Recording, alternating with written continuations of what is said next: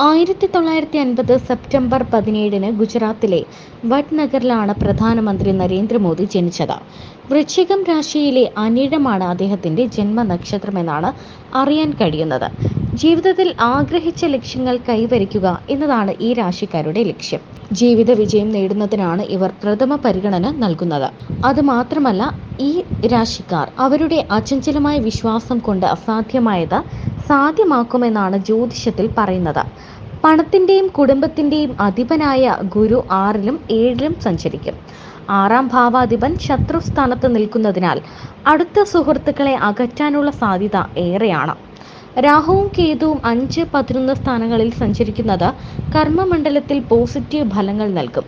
കേതു 11-ാം ഭാവത്തിൽ നിൽക്കുന്നത് ദൈവിക ശക്തിയെയാണ് സൂചിപ്പിക്കുന്നത്. ആത്മീയമായും മാനസികമായും ഇവർ കൂടുതൽ ശക്തരാകുന്ന സമയമാണിത്. അന്താരാഷ്ട്ര തലത്തിൽ അദ്ദേഹം സ്വന്തമാക്കിയ നിലയും വിലയും ഇനിയും വർദ്ധിക്കുന്ന സമയമാണ് മോദിക്ക് വരാനിരിക്കുന്നത്.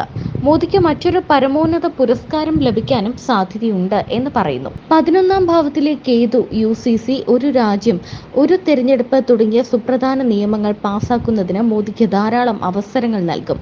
മെയ് മുതൽ ഗുരു 7-ാം ഭാവത്തിലേക്ക് നീങ്ങുന്നത് മോദിക്ക് കൂടുതൽ ശക്തി നൽകുമെന്നാണ് ജ്യോതിഷികൾ പറയുന്നത്. മോദിയുടെ ഗജകേസരി യോഗവും രാജയോഗവും ചന്ദ്രമംഗള യോഗവും ഒരുമിച്ചാണെന്നതാണ് മറ്റൊരു പ്രത്യേകത. മോദിയുടെ പ്രസംഗം വരും കാലങ്ങളിൽ വേദപ്രസംഗമായി ജനങ്ങൾ സ്വീകരിക്കുമെന്നാണ് അദ്ദേഹത്തിന്റെ ജാതകം പറയുന്നത്.